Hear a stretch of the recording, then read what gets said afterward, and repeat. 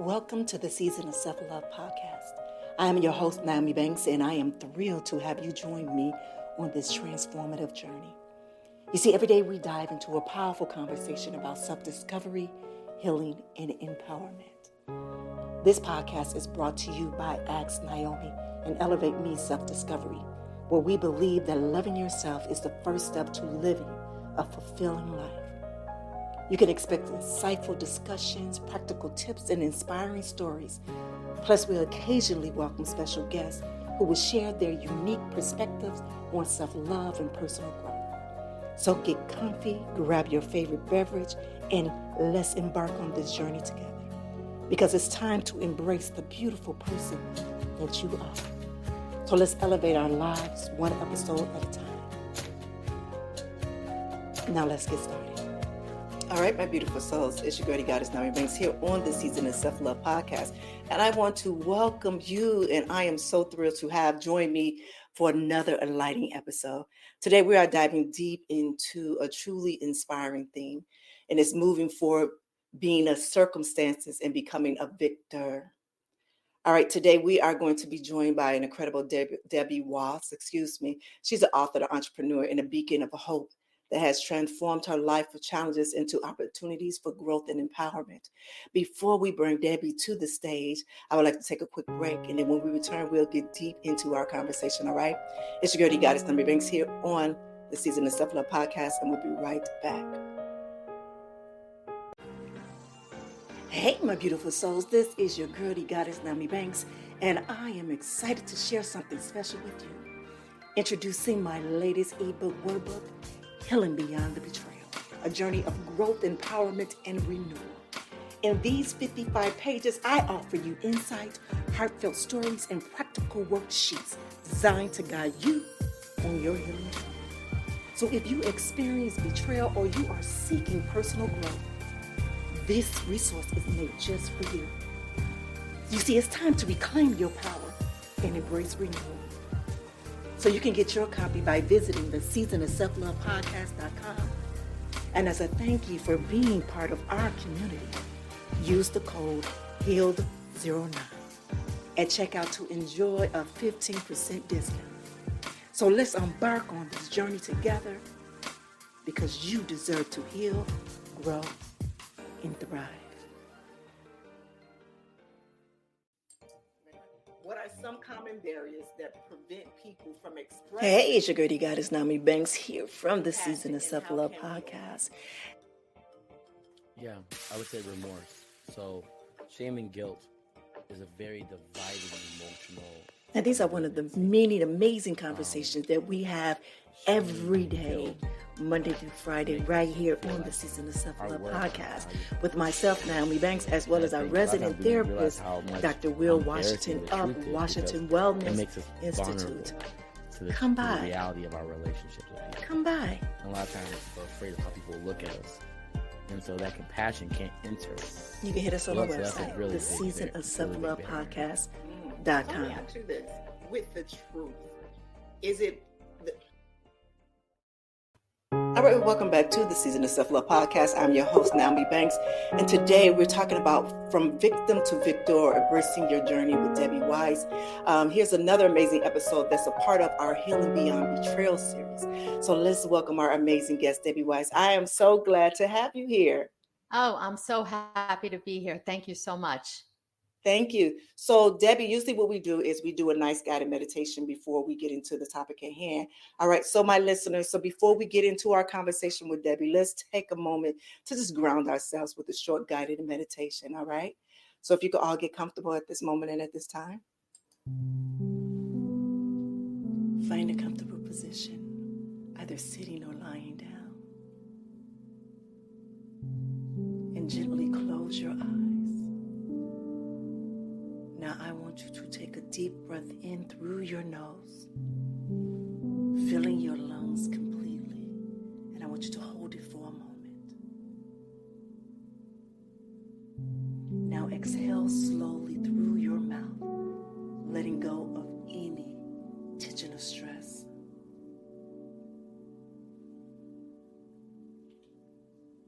Now I want you to imagine a warm and light surrounding you. With this light represents love, acceptance, and strength.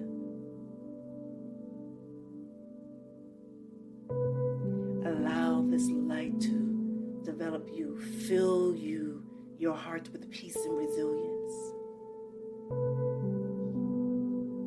And with each inhale, draw in positivity. And with each exhale, release doubt. I want you to hold on to this feeling of empowerment as we explore today's topic. And when you are ready, gently open your eyes and return to the present moment.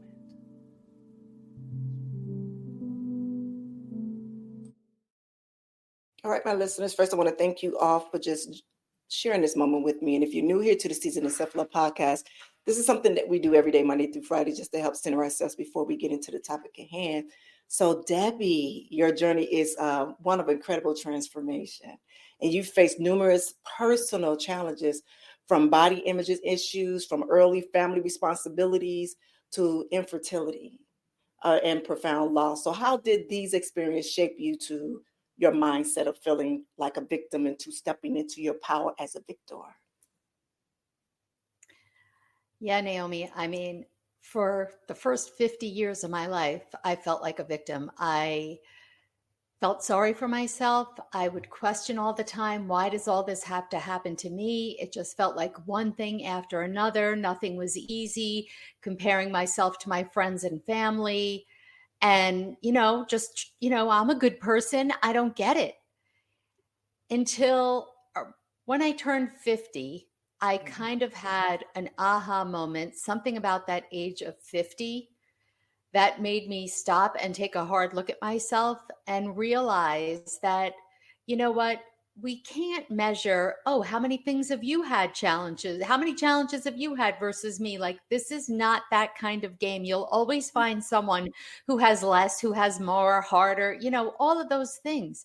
Right. It's about how we handle them and how we look at them. And I was allowing them to dictate the course of my life. And I didn't think that I had a choice. It was just the way it was. Right. And when I realized, no, Deb, you have a hand in this life of yours, that changed everything. And that was about a decade ago, because I'm heading towards 61. Oh, wow. You look amazing. Oh, wow. But I totally understand that when you get to that 50, you become that aha moment. I say that is the first book of our lives. So when I hit 50, that was it. I was closing that first book. And I thanked everyone who was a character in my book, whether they were the villain or the hero, or, I thanked them for that. And I said, it's time to close this book. I closed some friendships that probably outlived some seasons. And I opened up my new book. And now I'm on my second chapter of my second book. And I know exactly what you mean with that aha moment. I was blessed to get there at 40. That's when I started to realize mine at 40. Yeah, at 40, when things start opening up for me. But I love where you're going with this. I guess at 50 years old, when you came to that moment and you came to that realization, and you know how sometimes we have these limited beliefs. And hearing part of your story, we're actually reading part of your story.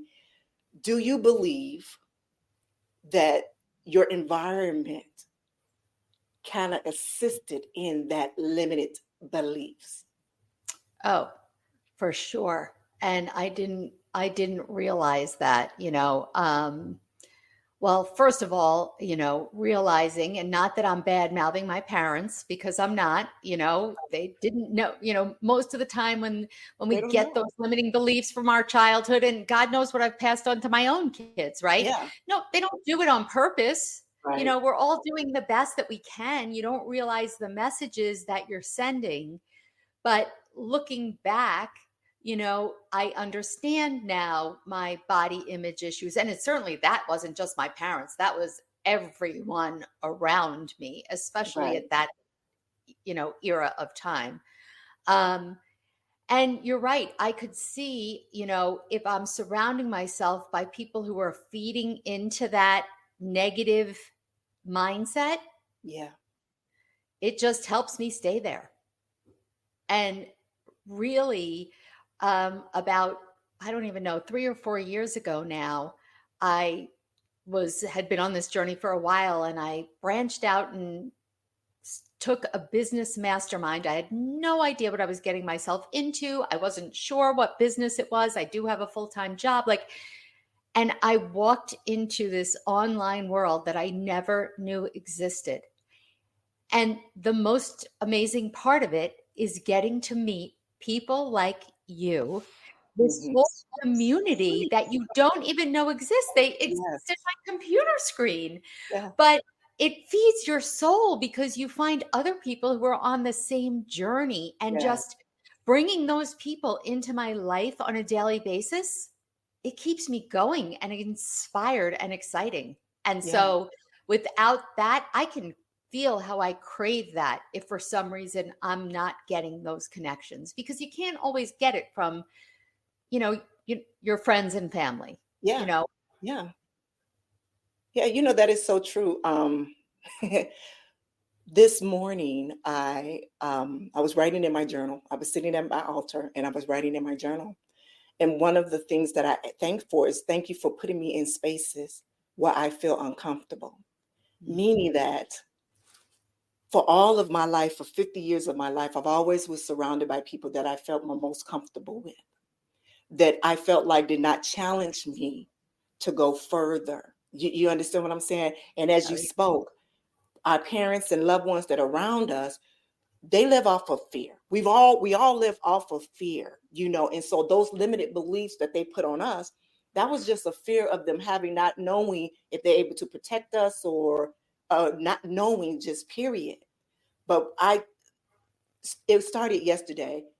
Every day I'm starting to put into my journal is that I'm thanking and welcoming to being in those uncomfortable spaces with, because this room right here, even you and I speaking, even being, just able to speak to everybody and interview different people it has been amazing to me, because, not like you said, not only like-minded people, but understanding that I can actually see myself and resonate with them in their voice. So I'm able to be bilingual in the language of self-love, as we hear, yeah. Oh, I love that. And uncomfortable, putting yourself in uncomfortable positions. I mean, I think you hit the nail on the head, because I was and still am, a fearful person. Mhm. And especially when you grow up with limiting beliefs of being judged, to put yourself out there into an uncomfortable situation, well, I'm going to avoid that, or I did avoid that at all costs. And Yeah. what I found was, when I had no choice, when I was forced to be in those uncomfortable positions, that's what made me grow. Even Yeah. though you don't like that feeling and it's hard to want to jump into that feeling, every single time, that's what made me take a leap instead of a step. Yeah. Yeah. Self-love, this is the season of self-love. This is what Yep. we talk about. So, um, my thing is, fall in love with yourself. Mhm. Fall in love with yourself. Embrace every part of you. With self-love is such a crucial aspect of a personal growth for ourselves. And no one can teach you this. They really can't. They really can't. If anything, you give them the tools to have the opportunity to use them for their own growth and their own healing. For you, what are some self-help routines or self-care practices that you do that support your journey to self-love? Let me just say that the whole idea of self love, um, it just hits me so hard, because I didn't love myself, right? I didn't. And I can honestly say that now I do. I don't need somebody else to love me, right? To give me value. Yeah. But the thing of it is, and I love that this is what your mission is. How the heck do you teach this to other people? I don't want people to have to wait until they're 40, 50, 60, right? But does it come with wisdom? Does it, does it come with experience and age? It's so difficult to come up with the formula. For me, it really has been a journey of self reflection, of becoming curious, right? Yeah. Things that I would always say, I don't do that. Like, I don't journal, I don't meditate. Like, I was so not open to any of that. I mean, gratitude, I thought that was ridiculous. I thought Mhm. someone made up that woo woo thing. Of course, I'm grateful for my family, what do I Right. have to say that for? Until I really started being open minded and embracing these Yeah. practices. And it really has made it, I'll tell you, for me, and it's so ironic, journaling has changed my life. Mm. And I I was just looking at a blank piece of paper, like, gave me anxiety. I needed an instruction. Well, tell me what to do. How long am I supposed to write? What am I supposed to say? Like, Mhm. and when I let go of that, and I remember the first time that someone said, if you don't know what to write, just start writing. I don't know what to write. I don't know what to write. And all of a sudden, you'll be amazed Yeah. how that changes. Yes. And the very first time that I journaled without any prompts, I was like, wait, what happened? I Yeah. started talking about this one thing and I wound up somewhere in left Where field else? that Hmm. I didn't even know was on my mind. Yes. Right. And Yeah. you can, I think you really just find out so much about yourself and it doesn't make sense. Why do I have to write it down? Why can't I just think it? But there's something about the process, I'm telling you. So for me, that has really been, I think, the biggest tool of my journey. Yeah. Yeah. Right now, while we're doing this series, I'm doing a 30-day challenge of healing beyond betrayal as the challenge that we're doing right now. And several of the different challenges are writing a letter, whether it's a forgiveness letter to yourself or someone else, or just journaling your feelings. The very first day is to write the betrayal, describe what the betrayal is for you, to you, and describe that and just be raw and uncut with it. And as I am telling them, is that when you begin to start writing, there are emotions and feelings and words that you didn't even know that you felt that come out. And it feels like you are throwing up and vomiting out toxic feelings and emotions. And I know it's like, well, can't you say those words? For some reason, when you look at it on a piece of paper and you read those words, it hits something different. But this is a thing, you can always go back to that page when you feel some type of way, when you have that little trigger. That is what I feel what journaling is for. So you can always go back to it. From years from now, you can always go back to that moment, because these feelings are never going to go away. They've been stuck in us for over 50 years. Oh, yeah.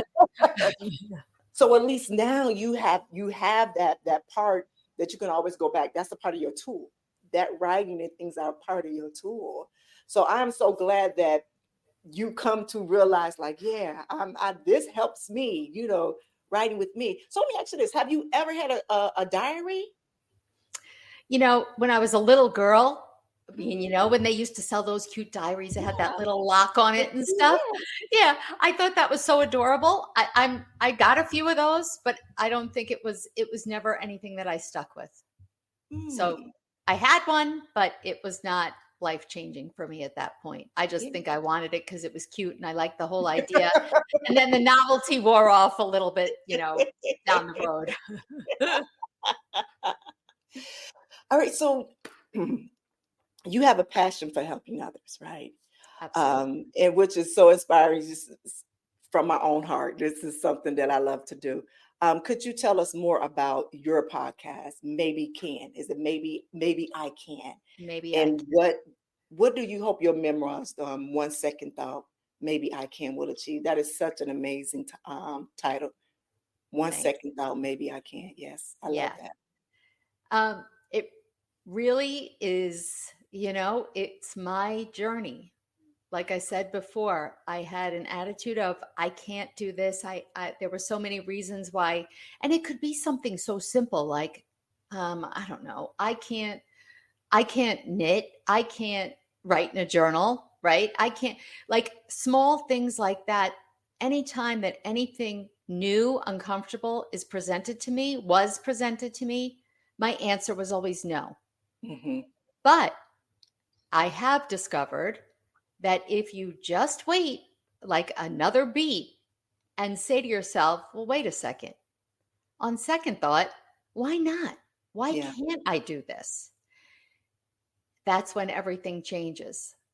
And so I want to inspire people to wait that extra second, to be aware when your mind is telling you no. Yeah. Really examine that no. Is it really no? You know, I made a maybe I can list. What are all the things that I thought, I can't do that? I can't do that.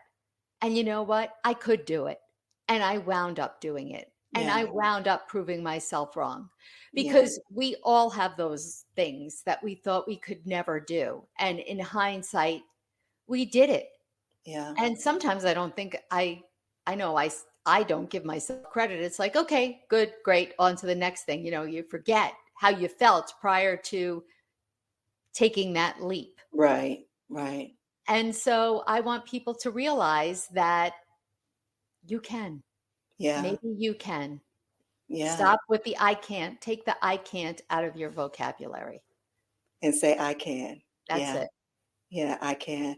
So let's talk about the I can. Hmm. Because now that you saying I can, but when you were saying I can, and I want to kind of go on with our series topic where we're talking about it's healing beyond betrayal. And a lot of times the betrayal doesn't always come from someone else. It could come from us first on our betrayal of ourselves. Now, I read somewhere about infertility. Hmm. Is that your infertility or is your Hmm. infertility? Hmm. And I also heard you, and I just want to say, I also heard you say, why, well, why me? Why was these things happening to me? Meaning for everybody else, but it wasn't happening for me. In that moment, and this is a question, did you feel like that your body or you were betraying yourself? Absolutely. I Hmm. could not understand, like you said, it was, oh gosh, anybody who's ever struggled with infertility, it seems like everybody else around you too, right? Like everyone else is a rabbit. I didn't want to go outside in my community and see those little kids. My cousin would just look at her husband and they were pregnant 3 times. They didn't understand what it was like. And then you question yourself, did I wait too long? Right? I think I was in my mid 30s when I started to try and get pregnant. I shouldn't have waited too long. Oh, I should have started 2 years, all of the things. And then when we did go through the infertility journey, and yeah, as my husband would have told you, his sperm were stupid. I think they swam in circles. They didn't know how to swim upstream. But that was like the easy part. In Yeah. the end, it was me. I had prematurely aged eggs. Mm.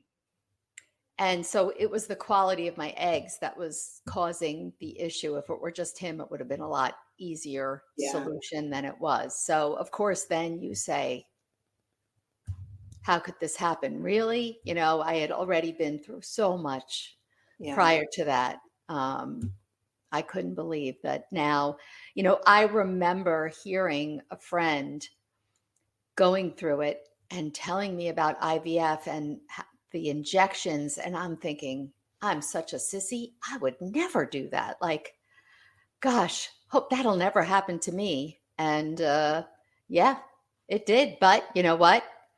There was another example. Maybe I can. If I wanted something bad enough, I did everything and anything. Yeah. One thing that we're learning about in this series is that a part of our pain in looking through our betrayal is a gift. That's what you're a gift. And even though you were unable to have children of your own, right now. Just you going through your journey, going through your challenges, and coming out on the other side is not only a gift for you and part of your gift, but this is a part of your purpose. Meaning that there are so many different women that's out there in this world that don't understand that and might not have another voice that they can hear to tell them that. Because remember, we are around in a community of people in our intimate circle that can't relate to what that person is speaking about, where you can in so many different ways relate to this person, to where it's like, well, I got through it. And I know it might seem hard right now, but it's truly a gift. Because guess what? Remember what I said about me being limited on my beliefs? Was I ready at 30 years old to bring another child in this world and create them to have limited beliefs? You understand what I'm saying? Like looking at it from a different perspective and say, okay, hold on. Well, maybe my child or my infertility is this. It's my book. This is only one of many books. So if you look at each one of your books as a creation of yours and a child of yours, maybe that's what it is. I like that. Well, Yeah. I have to say, I was eventually successful. Oh, I did. congratulations. I went through IVF 3 times and had a son. Beautiful. And then 6 months later, I started the journey again. And in just 6 months, my situation had deteriorated considerably, which was amazing. I was 37 when I had my oldest son. And I just have to tell this story a little bit because I think it's just so special. I went, had my first, so the eggs were the issue. You're supposed to, at a certain age, produce a certain number of eggs. I could not do that. They will only do the procedure if you have a minimum number. I don't recall if it was 4 or 5, whatever it was. And then typically when you get to the point where they're going to transfer them back, the embryos, even though they're not called that, but usually there's several, right? When I got pregnant with my older son, I think there was 4 transferred back in and I had 1 pregnancy. So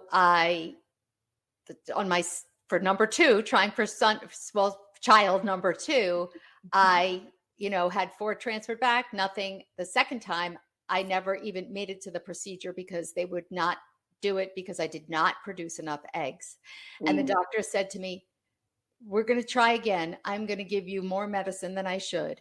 This is it. After this, if you want another child, we'll talk about other ways to make that happen. And in the end, every day that I was waiting to hear, did they fertilize? Did they continue to grow? And by the day that it was supposed to be transferred back, there was only 1. And of all the 6 times that I've tried, I tried with 3 and 4 and 5 and never got pregnant. And there was only 1. And so I ordered adoption books and was looking into all other things. And Ben is egg number 1. I got pregnant with just the 1. So he's like my extra miracle baby. That's beautiful. That is beautiful. Yeah. I always show them the little picture because now, they give you a picture. I'm like, that was you. Those cells right there, that was you. Now we know we can pinpoint that one is you. We don't have to look at 4 of them. So very, very cool. Very So cool. how old is he now? He'll be 22 at the end of the year. He'll be 22 at the end of the year. That's beautiful. That's beautiful.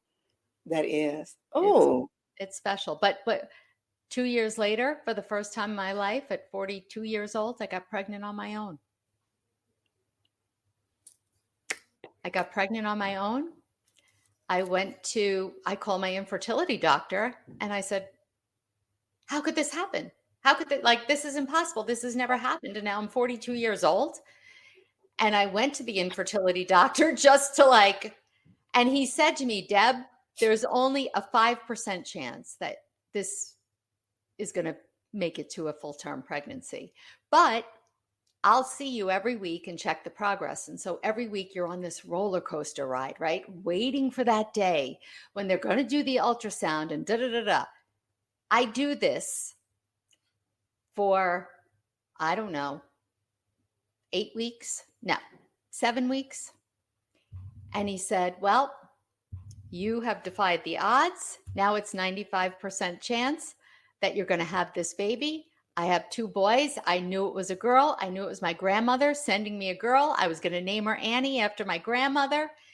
Go to see my OB. No heartbeat. Oh. Yeah. And I was like 40 minutes away. My husband wasn't there. I just figured, well, all's good. He doesn't need to come. This is baby number 3. We got this down pat, early on. So, in my heart, I will always have 3. And I know that was Annie. Wow. Wow.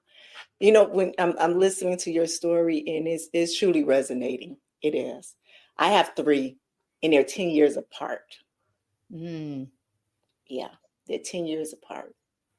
My first one was natural, nothing wrong, strong, 19.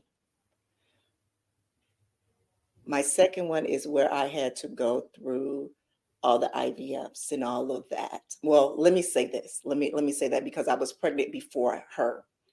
And I was on bed rest the entire time. And so when you talk about every week, Yeah. the agony of every week, and actually my doctor told me at that time, you probably need to, I think you should have an abortion, but he said it in another medical term. Yeah. He said, because I don't think that it will be conducive to your body for that baby in you. I had cysts the size of baseballs that were growing completely into the sac. So it was kind of smothering the baby and Yeah. everything, and thyroids. And so it was a whole lot of things that was going on, was one of the reasons why I was unable to get pregnant in the first place, that I needed to have help, from there.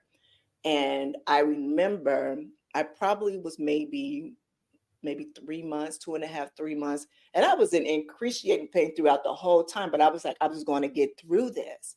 And something happened. A bit of betrayal happened within my marriage at that moment in time. And I said, I can't do this by myself. Mm. And so I opted to go ahead and do what the doctor asked to do in the Yep. beginning.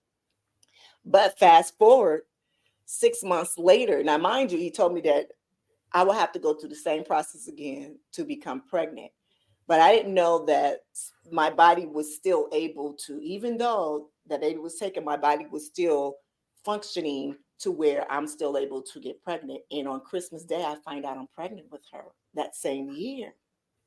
Yeah, so that's my miracle baby. So let's fast forward. Let's fast forward another 10 years down the line. I'm divorced. I'm newly married to someone else, having a good old time. I'm like, that's it. I got 2 kids, no more.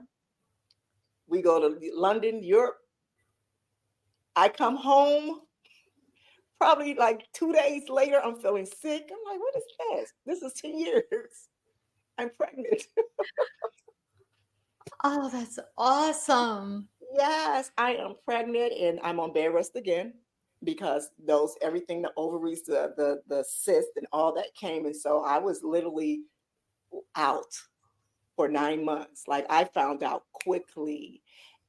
But I look at each one of them definitely as a miracle, but they were messages and signs for me.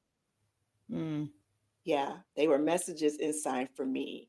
I think my middle baby was that, don't give up. Mm. Don't give up. There is more. And then my last one was, okay, slow down. You're moving too fast. Oh, that's great. Yeah. Oh, that's wonderful. Yeah.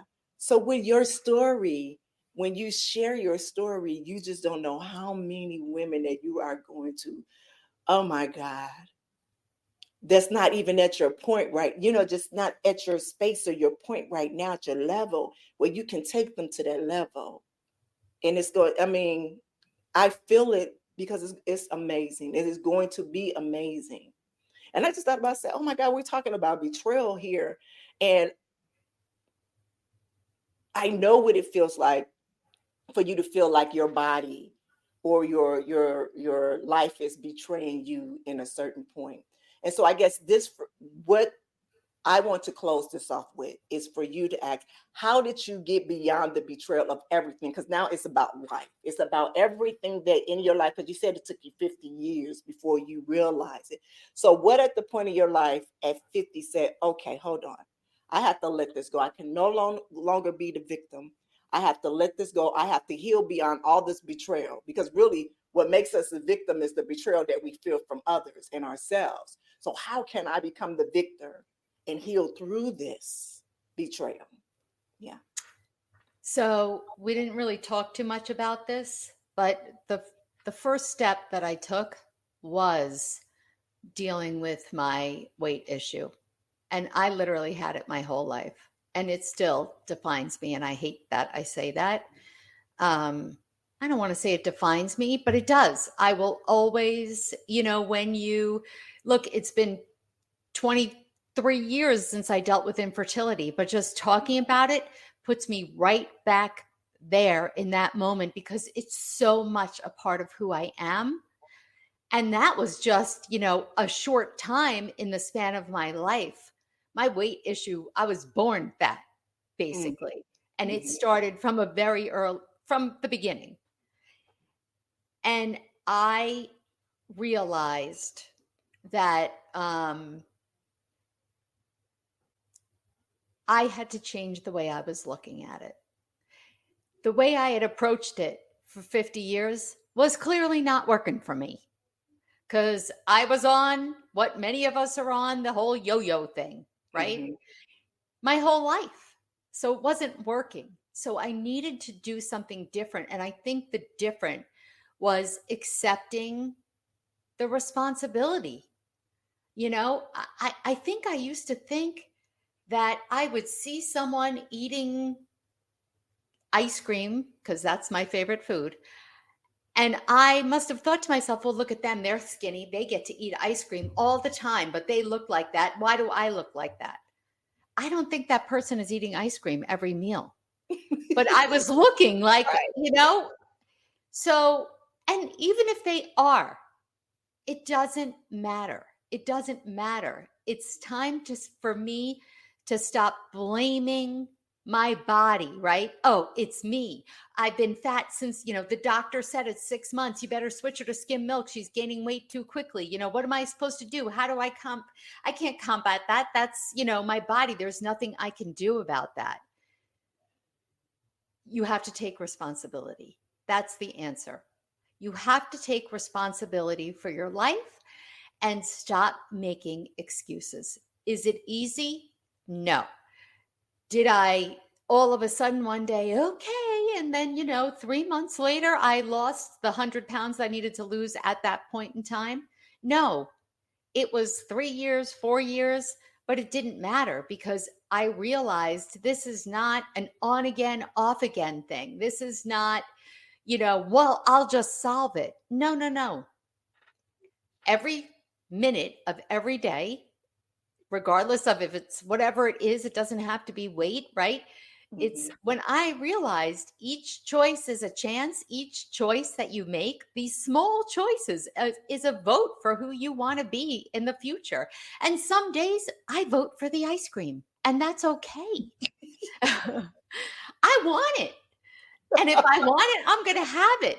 But yet that doesn't mean I'm going to eat it for my main meal you know what I'm saying? So, and so I gave myself permission to just make the right choices for myself, and realize that it really is like so powerful when you realize, oh, I can determine how I want the rest of my life to look. So stop blaming my body for betraying me. Stop blaming my parents for, making me feel whatever about money. Like, stop it. And decide, what are you going to do about it today? Exactly. I love that. Yeah. We have to get into a place where that self-awareness, where we take accountability for the choices that we make. I say this all the time when I'm speaking. I say about, the prayer that we pray. The prayer that you pray and you ask for. And you've been shown the answer. But it's up to you. It's up to you to say, okay, that's my answer. That's the answer that's given to you. Then you go with it. And if you're not going to go with it, then don't sit there and ask for it. So when you say, well, I want to lose 10 or 15 or 20 pounds, well, you know what you need to do. And I say this to myself all the time in the mirror, girl, you know what you said. Like, you can't put that potato chip there. So, and then it's like, well, why am I losing weight? Am I losing weight to look good, to fit in a dress? Or I want to feel good? Is it that because I want my health wise? And that's the thing when we start to look through, like even going through the healing process. Even going through the healing process, it's like, I choose to wake up this morning feeling good. A part of my prayer now is that I am no longer sick mentally. I'm no longer sick physically. I'm no longer sick, spiritually. I am healed. And I say that to myself now is because I understand how words are powerful and how you can manifest sickness and stress within yourself. And it was just literally like a switch that was switched off in my head after all of these classes and courses and things that I've taken doing these podcasts. It finally hit me one day like, Me and too. it's like, oh, so I can do, yes, you can. Yes, you can. So simple, but so hard, right? Yeah. Yeah. That's why I wish we could figure out a way to just bottle that and give it to somebody else, Well, you know what? Honestly, that is what our podcast for. That is Exactly. what our self-help books for. That is what we do when we put it. That's a You're right. form of us bottling it out and giving, because you don't have to stay for the good 40 minutes to listen. They can, oh, okay, that helped me. Okay, I'm gonna take me a teaspoon. Yep. I'm gonna take a teaspoon over here at Self-Love with Nyomi. Then I'm gonna go over there to Debbie's, to hers, to her, and get a dose of that too. Yep. It was a young man that I was talking to not too long ago, and we were talking about, I was telling him to promote his podcast on it. He was like, "Are you sure that's okay?" I'm like, "Yes, we are teammates. We are teammates in this right here. This is something that I prayed for. I prayed to put me in a community of people that can help me to do what it is that I was called to do. And I believe that I am a part of your calling, and whoever else that comes up here, the calling. We're teammates. I just say that I'm either Michael Jordan or LeBron James. But you understand, so we all have a part in this, that we all are helping individuals, communities, the language that they speak, because we're multilingual here. But I know this is not my first language. What you're doing is not my first language. But if I know now that I have my friend Debbie over there that can truly help you, that's much stronger. That's what she did. Okay, go over to Debbie. She's speaking about this, and this is something that we as a community, especially when we're talking about helping and serving others and self-love and all of this, is what we need to be doing. And I think it's an amazing thing that we found each other on that Podmatch platform. Really, it really is. Like I said, when I was approached by Alex with that, and I was like, I ain't never heard of this, and I went down a little rabbit hole, and I said, oh my God, this is amazing. Yeah. Exactly. I agree. It's just you meet the people that you're meant to meet. Yeah. Yeah. And I've been so many, probably 90% of the people that I've met on this platform has been amazing, has given me confirmation just through their stories, have given me a sense of gratitude. Exactly. When you live in your life, you think your life is hard until you sit and you watch somebody be courageous and sit and tell their story and be as naked and raw as you are on there. And then that just pulls at your heart and your soul, and you like, yeah, that's my soul sister, or that's my soul brother. Like, it's, feel it. And they're not celebrities. They're regular old people living their lives. And that's who people need to hear from. That is who they really need to hear from, is that person who lives next door to them or they see in the market, you know? Oh, I couldn't agree more. When I wrote my memoir, I wasn't going to write it because I'm like, one, who am I? I'm not a celebrity. Two, thank goodness I haven't been through some horrible, horrible, unusual thing. So who cares? And then I realized, well, where would I get inspiration? I want to hear inspiration by somebody I can relate to, Yes.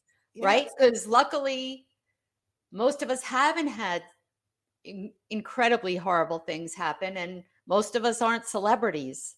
So Yeah. that's what made me say, yeah, I guess so. If that inspires me, then why wouldn't it work the other way? You Right. know, Right.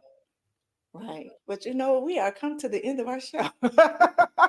we could But go this on has been forever. beautiful. We can. And so I would love to have you back, later on in the season, Oh, and I to love talk that. more about your book. But right now, if you can tell my listeners, where can they find your book at? Do you offer coaching services or whatever? Let it go. Let them know. Let them know. Thank you. Thank you. So the best place to find everything is my website. It's Debbie R. Weiss. You have to put the R, DebbieRWeiss.com. Otherwise, you wind up on a realtor in California without the R. And I am an author and a speaker. And so, yes, I have my memoir. And in November, I'm coming out with 2 other books that I'm very excited about. And you can learn all about it there on the website. Well, thank you. Thank you, Debbie. Oh, This was good. thank you. Yeah, made my day. You made my day too. Thank you so much. Perfect. Truly, truly, truly, this has been amazing. And this series has been amazing as well. My listeners here, again, I want to thank you all for just tuning in here to the Season of Self-Love podcast. And don't forget to subscribe, rate, and review our podcast. And join us next time as we continue to explore the path of self-love and personal empowerment. But I want you to remember that you are so worthy and you are so capable. And you are not alone in this journey, because I told you I got y'all right. Until next time, y'all keep loving yourselves so fiercely. Have a good one. Thank you for joining us on this journey of discovery and empowerment here at the Season of Self-Love podcast. Remember, embracing self-love is a continuous journey, and we're so glad to have you with us. So if you enjoyed today's episode, please leave us a review. And don't forget to join our community on Facebook at Season of Self-Love. Connect with like-minded individuals who are also on their self-love journey. Now, if you have any questions or topics that you'd like for us to explore, we love to hear from you. Email us at seasonofselflove@gmail.com and let your voice be heard. So until next time, take a moment for yourself today and remember, you are worthy of love, joy, and all the beautiful things that life has to offer.